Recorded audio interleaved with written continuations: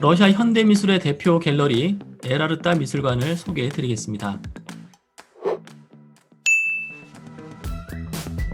현대미술은 우리에 관한 것이며 세상은 위대하고 그 안에 있는 우리는 잉여가 아니라는 것을 보게 하려는 것입니다. 에라르타 미술관이 방문객에게 보내는 편지입니다. 바실리 섬에 러시아 현대미술관이 생겼다고? 2013년 초 에라르타에 대한 소문을 처음 접했을 때 든 생각은 하필 왜 바실리 섬일까 였습니다. 당시 저는 에르미타주 박물관 가이드 자격증을 취득한 후 자연스럽게 러시아 미술에 대한 관심으로 이어졌었죠. 그래서 러시아 박물관에 있는 러시아 화가들의 작품도 열심히 탐독하던 때였습니다. 이 박물관들은 중심가인 넵스키 대로 부근에 위치하여 접근이 쉬웠습니다. 그런데 문화생활을 즐기기에는 다소 외진 바실리 섬에 러시아 현대미술관이 생겼다는 소식에 저는 기쁘면서도 냉소적인 시각을 가졌었죠. 하지만 미술관에 도착하여 고전주의적 건축물 앞에 서 있는 두 개의 현대 조각상을 보자마자 흥분되기 시작했죠. 와, 러시아 미술이 다시 용투림을 시작했네. 공산주의 혁명 이후 사회주의 리얼리즘으로 하향 수렴되어 버린 러시아 미술이 다시 기지개를 펴기 시작했음을 느꼈던 거죠. 이렇게 저는 러시아 현대미술의 세계에 입문했습니다. 건물 앞 좌우 두 개의 조각상은 에라와 아르타입니다. 두 단어를 합치면 에라르타가 됩니다. 시청자 여러분들은 바로 알아차리셨을 거예요. 에라르타는 예술시대라는 뜻이 됩니다. 날개 달린 두 동상은 니켈을 닮은 한편 예술을 관장하는 뮤즈들을 떠올리게 하죠. 예술과 생활이 일체가 된 시대를 지향한다는 것일까요? 에라르타는 현대미술이 어렵지 않다는 것을 대중에게 보여준다는 사명에 충실한 미술관입니다.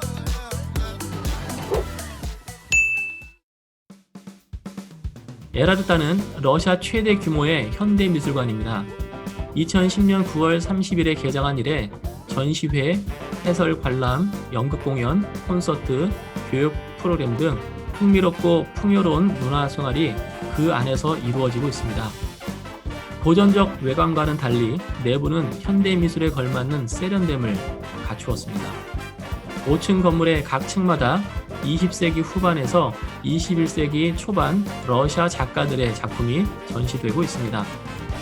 컬렉션에는 회화, 그래픽, 조각, 오브제, 그리고 설치 미술을 아우르는 2,800개의 작품들이 포함됩니다. 미술관은 지속적으로 컬렉션을 확충한다고 해요.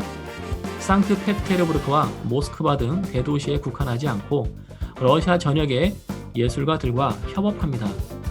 그 일환으로 주요 전시 프로젝트인 러시아 인 에라르타를 운영하기도 하고요. 또한 대외 협력에도 개방적이어서 2015년 여름부터 구글 아트 프로젝트를 통해서 온라인으로 에라르타 컬렉션을 감상할 수 있습니다. 자유로운 사진 및 영상 촬영이 가능하며 블로거들의 활동도 적극 장려하고 있습니다. 기존 박물관이나 미술관에서 찾아볼 수 없는 대중 친화적 정책인 것이죠. 에라르타의 임무는 현대 러시아의 재능 있는 예술가들을 발굴하여 연구하고 수집하고 대중화하는 것입니다. 에라르타는 거장과 무명 작가의 작품을 균등하게 볼 수 있는 장을 마련합니다. 무명 작가들이 미래에 국제적 명성을 얻게 될지 누가 합니까? 시간이 지나면 현대미술도 고전미술이 되는 법이죠. 예를 들어 앤디 워홀류의 에라르타 컬렉션들도 현재 살아있는 러시아 작가들에 의하여 창작되고 있는데 그들의 작품들도 혹 예술사에 남게 될지 누가 합니까? 그래서 에라르타는 젊은 예술가들과 함께 일하고 새로운 인물을 찾는 데 특별한 관심을 기울이고 있다고 합니다. 에라르타의 특징을 요약하면 관람객을 위해 끊임없이 전시를 개발하고 새로운 작가를 발굴하여 준비되지 않은 대중도 현대미술에 관심을 갖게 한다는 점입니다. 가능한 많은 대중을 포섭하여 현대미술이 그들 삶의 일부가 되게 하려는 것이죠. 앞에서 언급한 것처럼 에라르타는 현대미술이란 우리에 관한 것이며 세상은 위대하고 그 안에 있는 우리는 잉여가 아니라는 것을 보게 하는 역할을 하려고 합니다. 그래서 전시회에는 언제나 철학적 주제를 다루는 작품을 찾을 수 있습니다.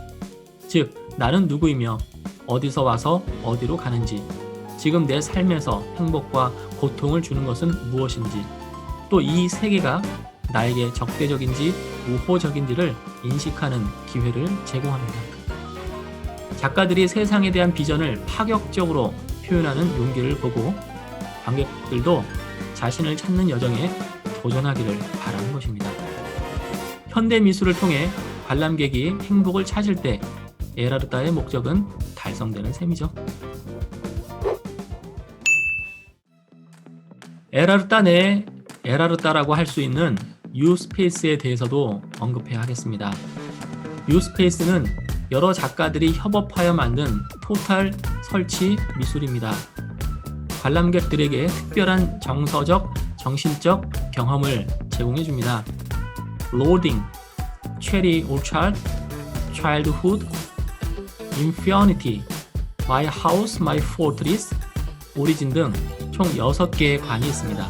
각 예술 공간을 10분씩 체험하는 동안 관람객은 다양한 인생을 살 수 있으며 개인의 인식에 따라 경험 내용은 달라집니다.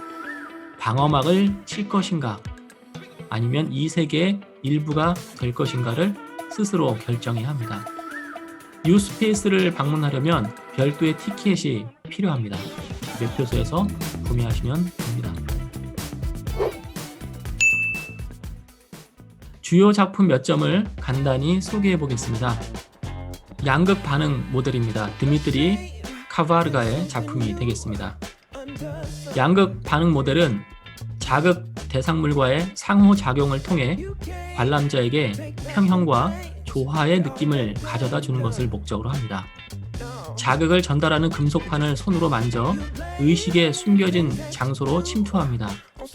양극 반응 모델은 실시간으로 좌뇌, 우뇌의 반응, 명령이 뇌신경에 의해 전달되는 방식, 그리고 생각, 기분, 기억이 어떻게 변동되는지를 가시화한 작품입니다. 최후의 만찬, 파벨 그리신의 작품입니다. 파벨 그리신은 최후의 만찬에서 레오나르도 다빈치의 동명 작품을 소환합니다. 예수와 12제자들을 거친 캔버스로 뒤덮음으로써 우리로 하여금 미스터리한 천재 다빈치에 대해서, 그리고 성서 사건 자체의 의미에 대해서 제고하게 만듭니다. 게임 오버, 세르게이 라코트코의 작품이 되겠습니다. 젊은 화가인 세르게이 라코트코는 자신의 설치 미술인 게임 오버를 컴퓨터 게임에 중독된 남동생에게 바칩니다. 테트리스에 의해 찌그러진 청년의 모습은 가상 세계에 몰입한 삶의 위험성을 암시합니다. 고향 니콜라이 코페이킨의 작품입니다. 니콜라이 코페이킨은 유머와 풍자가 넘치는 작품으로 유명합니다.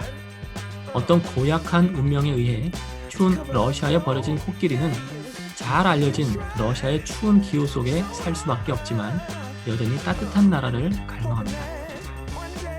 에라르타를 몇 차례 방문해보니 현대미술이 어렵지 않게 느껴지더군요. 현대미술을 대중들이 쉽게 접하게 하겠다는 에라르타의 사명이 아주 잘 달성된 것 같았습니다. 전시장 내에는 충분한 휴식 공간이 있고 기존 미술관들에 비하여 다양한 체험들이 있습니다. 부속 공연장에는 정기 공연도 관람할 수 있고요.